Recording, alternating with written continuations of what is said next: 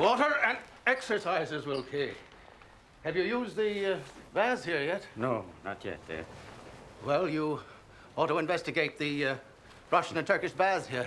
Simple water has a calming effect that would do you more good than all the barbiturates and alcohol in the world. I couldn't live without my massages and steam. I thought you said the water cure was for lunatics. You know, Wilkie, you make too much of your problems. They ought not to be turned into a career. Concentrate on real problems, fatal illnesses, accidents. Oh, I got real problems, Dad. These are real problems. What are those? Well, they're insurance premiums on the boy's educational policy.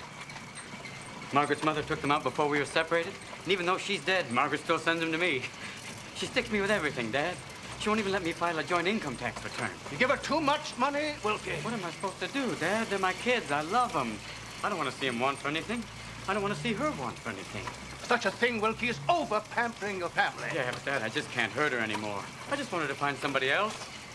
I mean, 2 years. I thought when we separated, my financial problems would be over. No, but no, it got worse and worse. For example, 2 years ago, she said she wanted to go back to college, get a degree so she can get a teaching job. It increased my burden, but I thought, hey, it'd be worth it. Well, you know what? She got the degree, but she changed her mind. She doesn't want to work. Everyone has problems, Wilkie. Dad, look at the amount of money they're asking me to pay here.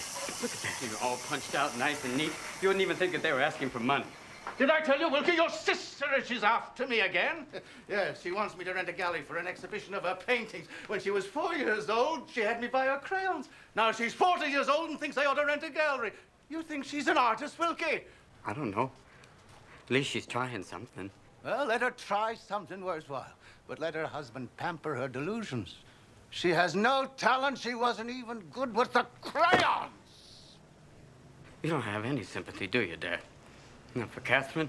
Not for me? You dig your own holes, Wilkie. I'm getting on. I cannot pull you out from them anymore. Then why do you lead me on like this? Why do you let me tell you my problems and then not try and help me? Every time I talk to you, I feel like in the end I'm going to end up comforting you for having a son like me. I'm sorry you ended up with me, Dad, but it wasn't my fault that I was born. Yeah, but that's not good enough for you, no, because all you think about your own death. Well, I'm sorry. I'm going to die, too. What do you want from me? What do I want from you? Help. Affection. Something. When you see me suffering doing all this, that's something, please, Pop. Please, Pop. Please. You cry about being helped, huh? But what you want from me is my money. I see other elderly people here with children who are not much good, and they keep backing them, holding them up at great sacrifice so they won't drown. But I'm not going to make that mistake, Wilkie. It doesn't enter your mind that when I die, a year, 2 years from now, you'll still be here, huh? I do think about it, Wilkie, I do! Well, it isn't fair, is it, sir? The better of us, the more useful, the more admired, is going to leave this world first. Don't you think I know how you feel, Pop? I'm not stupid. I got pity. I want you to live on and on. And if you outlive me, that's perfectly okay by me, because I love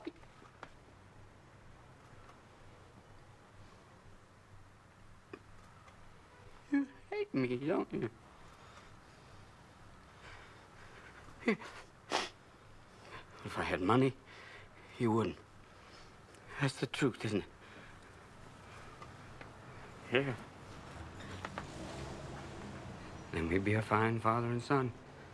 You could boast and brag about me all over this hotel.